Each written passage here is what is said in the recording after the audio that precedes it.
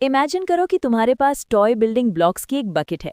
तुम एक रोवर बनाते हो, उसे तोड़ते हो और उन्हीं एग्जैक्ट सेम पीसेस का यूज करके एक स्पेसक्राफ्ट बनाते हो। रॉ मटेरियल्स बिल्कुल आइडेंटिकल हैं, लेकिन फाइनल स्ट्रक्चर्स कंप्लीटली डिफरेंट काम करते हैं। केमिस्ट्री में यही आइसोमेरिज्म का कोर कॉन्सेप्ट है। जब तुम एक complex JEE chemistry problem solve करने बैठते हो तो तुम्हें यूजुअली एक डिसेप्टिव स्टार्टिंग पॉइंट दिया जाता है। तुम्हें फ्लैट लाइंस और लेटर्स वाला एक पेपर मिलता है, एक ऐसी दुनिया का स्टैटिक 2 डायमेंशनल ब्लूप्रिंट जो फ्लैट तो बिल्कुल नहीं है। एडवांस्ड ऑर्गेनिक केमिस्ट्री में सक्सेस के लिए इंक और पेपर के आगे देखना जरूरी है। पेज पर हर फ्लैट लाइन एक्चुअली में एक ऐसी ऑब्जेक्ट की रिप्रेजेंटेशन है जिसकी डेप्थ, हाइट और विड्थ होती है। सही आंसर फाइंड करने के लिए तुम्हें अपने माइंड में उस फिजिकल वॉल्यूम को रिकंस्ट्रक्ट करना होगा। हम 2 डायमेंशंस में स्ट्रक्चरल आइसोमेरिज्म से स्टार्ट करते हैं। इस स्ट्रेट कार्बन चेन को देखो।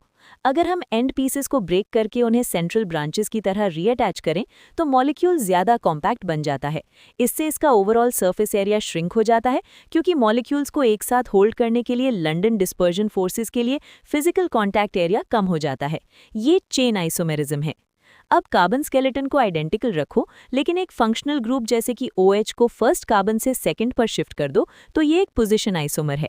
लेकिन अगर वो OH ग्रुप मॉर्फ होकर एक एंटायरली डिफरेंट केमिकल फैमिली जैसे कि ईथर बन जाए तो एटम्स अभी भी मैच करते हैं, लेकिन प्रॉपर्टीज कंप्लीटली चेंज हो जाती है। ये एक फंक्शनल आइसोमर है।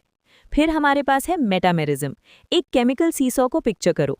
तुम्हारे पास एक फिक्स्ड सेंट्रल एटम है जैसे कि ईथर में ऑक्सीजन, और दोनों साइड की अल्काइल चेन्स बैलेंस करने के लिए बस अपनी लेंथ्स को आगे पीछे शफल करती हैं। स्ट्रक्चरल आइसोमर्स एग्जाम क्वेश्चंस का सबसे आसान टियर होते हैं। तुम्हें अभी फिजिकल स्पेस को विजुअलाइज करने की जरूरत नहीं है।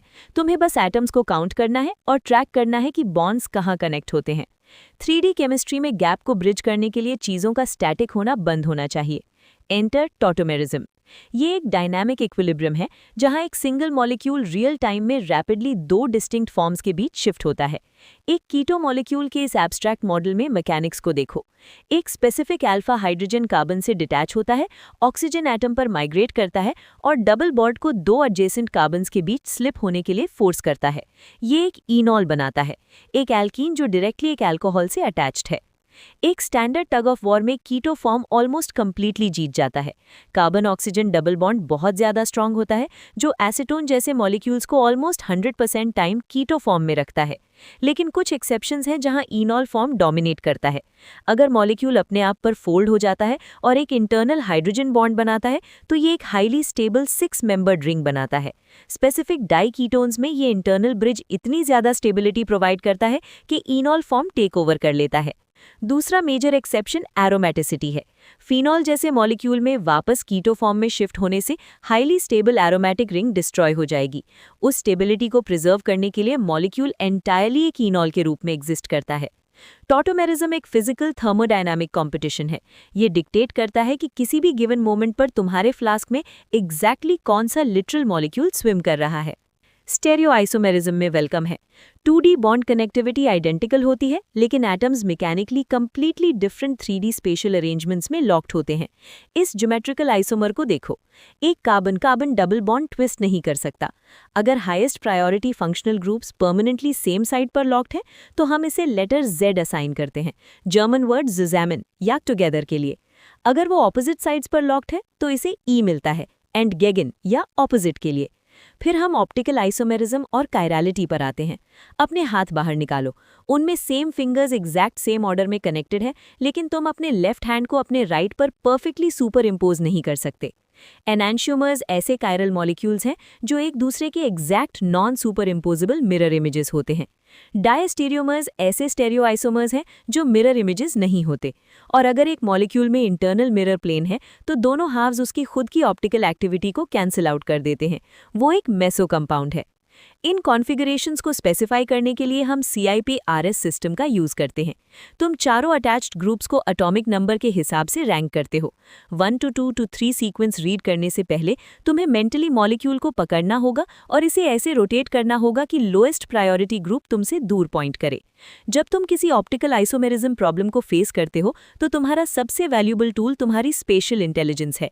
तुमसे अपने माइंड में एक इनविजिबल ऑब्जेक्ट को पकड़ने को कहा जा रहा है और उसे स्पेस में रोटेट करने को कहा जा रहा है जब तक कि कॉन्फ़िगरेशन क्लियर ना हो जाए। फाइनली हमारे पास है conformational isomerism. Single bonds freely rotate करते हैं, लेकिन एटम्स बल्की होते हैं और वो एक दूसरे को रिपेल करते हैं। तो एक मॉलिक्यूल अपने सबसे बड़े ग्रुप्स को दूर रखने के लिए ट्विस्ट होगा और एक एक्लिप्स्ड की बजाय स्टैगर्ड एंटी अलाइनमेंट को स्ट्रांगली प्रेफर करेगा। इस फ्लैट 2D पेपर हेक्सागन को देखो।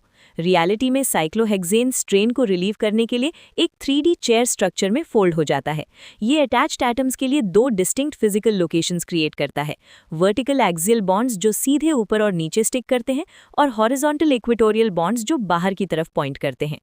उन वर्टिकल एक्सियल स्पॉट्स में बल्की ग्रुप्स फिजिकली एक दूसरे से क्लैश करते हैं। अगर तुम एक लार्ज ग्रुप को अटैच करते हो तो ये पूरे कार्बन रिंग को अपनी ओरिएंटेशन फिजिकली फ्लिप करने के लिए फोर्स करेगा, सिर्फ less crowded equatorial position secure करने के लिए। जब तुम एग्जाम प्रेशर में आइसोमेरिज्म क्वेश्चंस फेस करते हो तो स्ट्रक्चरल चेंज की प्रायोरिटी फॉलो करो, RTFCP। हम सबसे रैडिकल शिफ्ट्स को पहले प्रायोरिटाइज करते हैं, रिंग चेन और डायनामिक टॉटोमेरिज्म से स्टार्ट करते हुए फिर फंक्शनल चेंजेस से होते हुए सिंपल चेन और पोजीशन वेरिएशंस तक जाते हैं।